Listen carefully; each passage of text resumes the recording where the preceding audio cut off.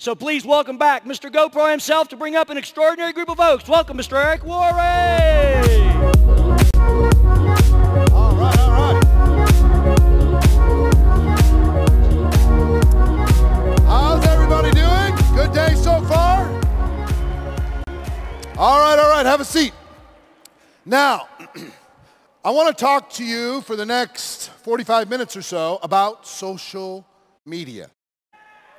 The world has changed as we know it in the past several years, and some of us who came from the old school have been trying to wrestle with how do we incorporate some of the new technologies and not lose momentum, not lose focus, not send people down the rabbit hole, because all these things have happened in previous years while people were working it out.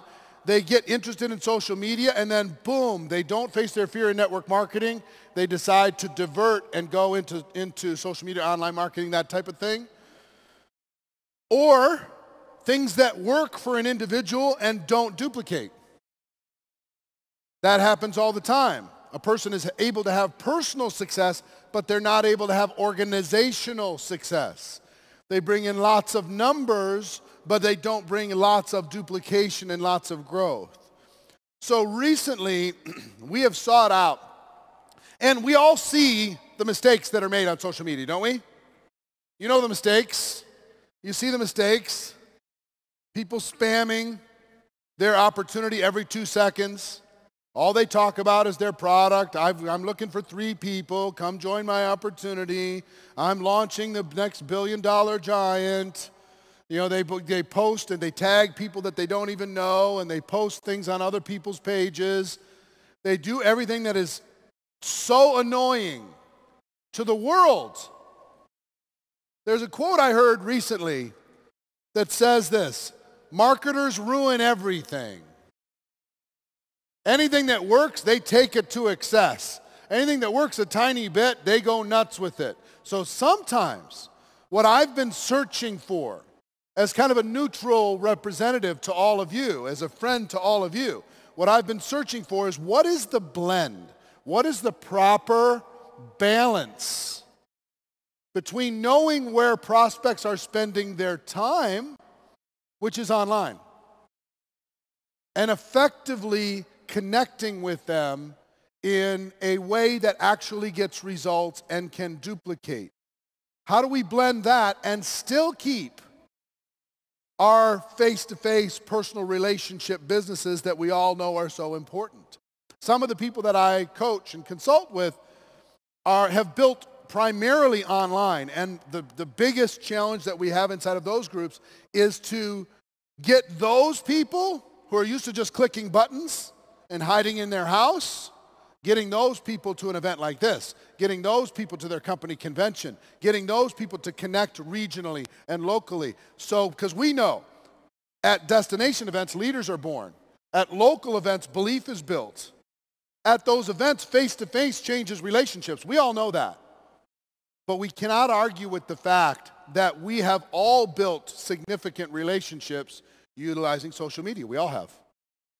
We all find a way. There's so many of you in this room that I'm social media friends with, thousands of you in this room that I'm social media friends with, and I haven't seen you in person in years, but we still have an emotional connection. We're still friends. Every time I see your post, I smile. Every time, there's a connection, there's a comment, there's a like, there's some form of connection that is becoming real. In the last 3 years, everyone in the world decided that they were irritated talking to people on the telephone. The entire world decided they were done with it. They'll do it as a last resort. But they would prefer to text. They can multitask. What most of you do when you go to the bathroom now.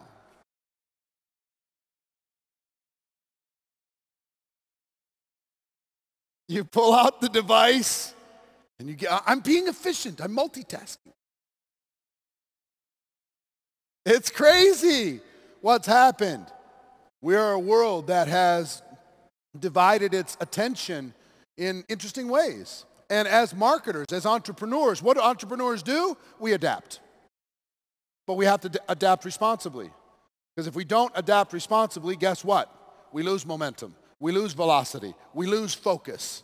We lose growth. We get short-term gain, long-term pain. We have to be very, very careful with this. But here's another thing that I want you to understand. Nearly 50% of all consumer decisions today are influenced by social media. Nearly 50%. They make the decision based upon what they saw on social media. That's caused them to make the buying decision as a consumer. Nearly 50% of all of them. And guess what most of the rest is? Word of mouth. Word of mouth, person to person. And a small percentage now, smaller and smaller, is traditional advertising. We've all learned how to ignore an advertisement on social media, haven't we? They're literally invisible to us. That's why we need to not appear like an advertisement on social media. So we're going to talk about this. I'm excited about this because I've been working on a project for 6 months to deliver a solution for you. But what I want to do before we even talk about that is I have a panel of people who are experts. These are all people who have succeeded, and I want to bring out and have a discussion with them on some of their secrets to creating growth and duplication. Okay, these people are all highly skilled at what it is they do. Please welcome to the stage Miss Emily Vabra, Miss Liz Medley, Cedric Harris, Darren Kidd, Natita Chong, and Jessica Higdon. Come on out, everybody. It's all right. Ain't no God in my life.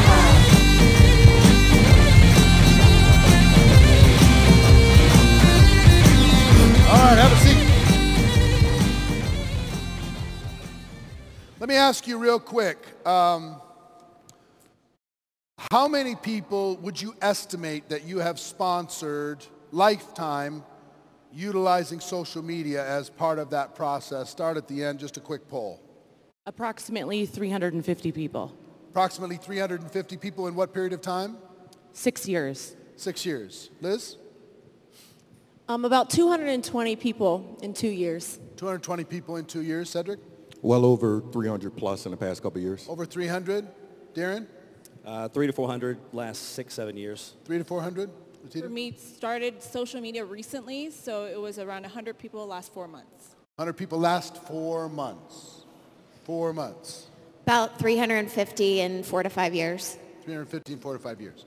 So how many people would like to have those types of results? Would that be okay?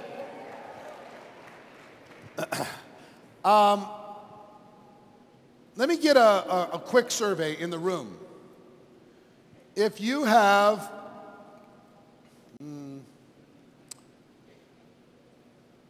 if you've sponsored more than 100 people in your lifetime, stand up, please. Through any form. Wow. Well done. Okay.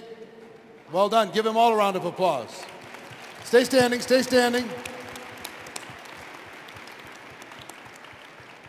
If you've sponsored 50 people or more, if you've sponsored what? How do I want to do this? Let's put it 50 people or less. Stand up, please. 50 people or less.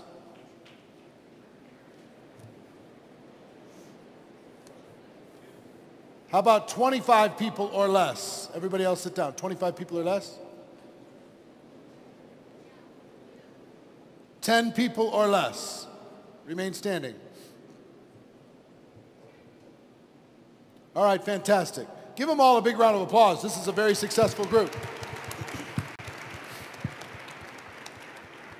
The reason why I want to understand that is because what I know of leaders, these people in the super VIP area, the people in the VIP area, the people who are $1 million earners and above in this room, they've all sponsored more than 100 people, all of them.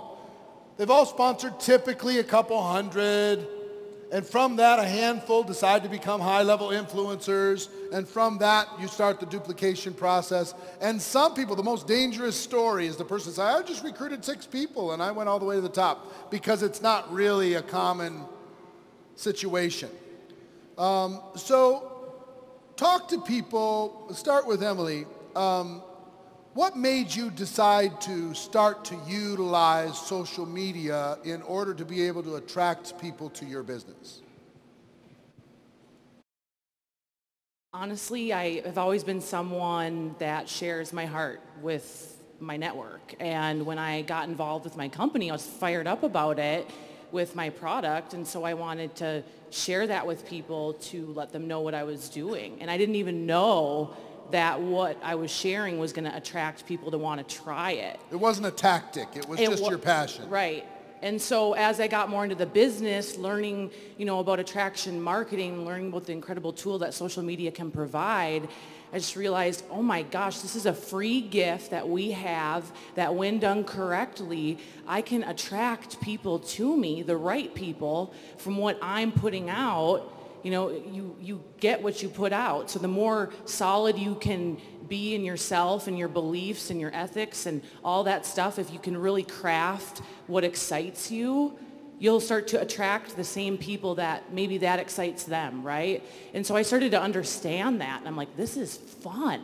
This is so much fun. I'm just being myself, and I'm attracting other people to me that have the same interests, that are maybe just a little bit off, maybe a couple steps behind me, that I can serve. And when I got a couple wins under my belt and a couple inboxes of people saying, hey, I don't know what it is you do, but I'd like to talk with you, I was like, whoa, this is amazing. This works. We got to teach this to the world. We got to teach this to the team, right? Because this is free. And when you're busy working your normal 9-to-5 jobs, which I'm sure a lot of people in this audience are still working, this is something you can do in the pockets of your day to get more people interested. And I mean, that's incredible, because then you can just utilize those times to really connect with people, build your business.